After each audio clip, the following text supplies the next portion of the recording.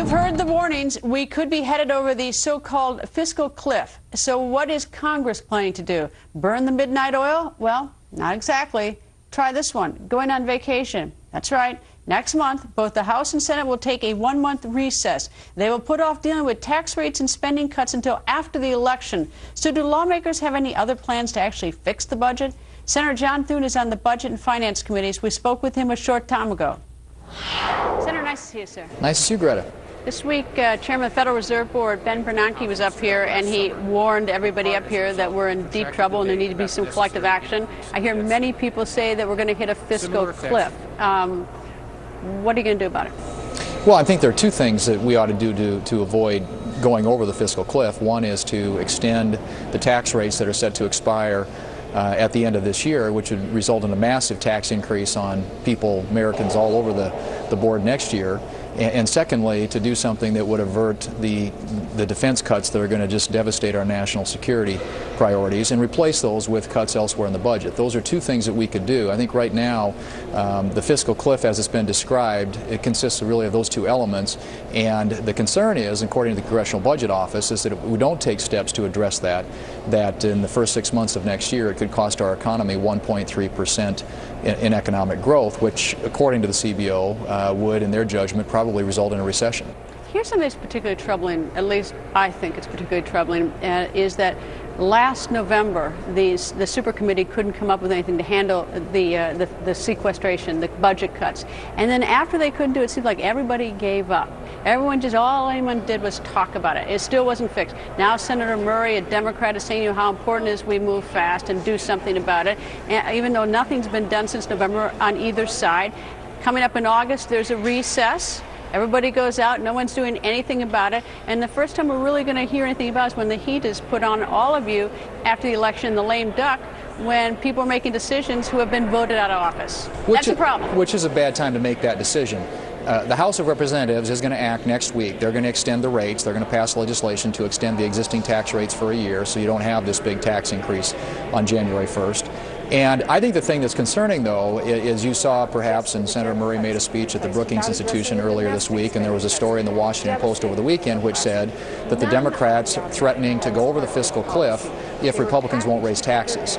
And I think it's terribly alarming and irresponsible on their part to suggest that they would throw the economy into a recession, risk higher unemployment than we already have, simply to make a point about raising taxes on the people who create jobs in this country. So we want to do something about it. We want to do something now as opposed to after the election when you get into the cloud of a lame duck session, and that's not a good time in which to legislate and not a good time in which to get good, thoughtful policy. Well, though the grenades are fired back and forth between the Republicans and the Democrats on the Senator Murray statement about it, or any Republican, is that in the meantime is that the business community is just sort of sitting there saying, well, what are you going to do? We don't know what to do. We don't know if taxes are going up or down. We don't know even how to run our businesses. They're all put on the sideline waiting, as they have been at least since last November, waiting for at least an answer. Are they going up or down?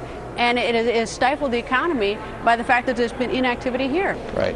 And I think that's the problem. You got too many people in this country, too many businesses who are making decisions predicated upon what's happening in Washington, D.C. And we need to eliminate that. We need to eliminate the uncertainty by providing at least a year of certainty with regard to tax rates. And then we ought to get into a debate next year about how we fundamentally reform the tax code to make it more simple, more clear, more fair, lower the rates, broaden the tax base. But until that time, businesses need certainty. And that's why I believe that the Senate ought to do what the House is going to do next week, and that is extend the rates for a full year. We're saying that we can't afford to go over a fiscal cliff. It is too dangerous to the economy. The economy is very fragile right now. We've already seen sluggish growth this year.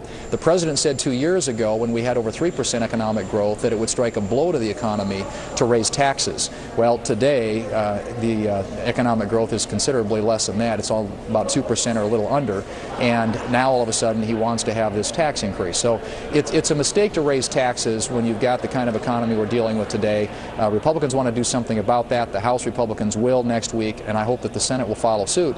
But it's going to require some Democrats to be willing to work with us on that. That's a substantive argument. That's the position. But we don't even get to that because I mean there is so much time where nobody does anything. I mean the fact that the super committee last year, when it didn't meet its deadline, there was nothing to stop them from continuing to meet. There was absolutely nothing. They could have met in December, January, even if they'd met their deadline, if they came up with something that could have come back to Congress. But instead everyone just sort of gives up and waits for the next deadline, some horrible crisis where we're pushed up against some deadline. Well, I think that's by and large true. I mean, they did deadlock, and our folks were willing to put some revenues on the table in exchange for entitlement reform. That's something that the Democrats weren't willing to accept. But the consequence of that now is we get these draconian cuts to our national security at a time when we can't afford that, and we've got a lot of concerns about how that's going to impact our ability to defend America's interest around the world. The Defense Secretary said the cuts would be devastating, and so we need to do something about both to replace those, to find the cuts elsewhere in the budget so that we're not taking a disproportionate amount out of the defense budget, and secondly to do something on these tax rates so there's some certainty. I mean, those are the two issues really that compose the fiscal cliff, and that's what Chairman Bernanke said yesterday. He said what's happening in Europe and the fiscal cliff are the two things that are really affecting the American economy. And I should also add that and make an admission that it's Senator Harry Reid who can put the ball in play. Well, I mean, sure. he's the one who can he's the one that runs the Senate and could at least, whether or not you can agree, at least there would be some action if he put the ball in play. That's right. And right now, most of what we're doing in the Senate is all these political exercises. We're doing these sort of show votes, which are designed to. The Senate right now has kind of become an extension of the presidential campaign. And see, that's the unfortunate thing with the American people, and that's really where the responsibility is for the leader, for Senator Harry Reid. Instead of playing the game and gaming everybody leading up to the election, underlying all this are Americans with real problems and wanting real issues to be resolved. And right now, as you say, all these votes are just show. Yeah. Well, and I think for them to say that we are willing to go over the fiscal cliff. Again, I mean, that's terribly reckless in my opinion.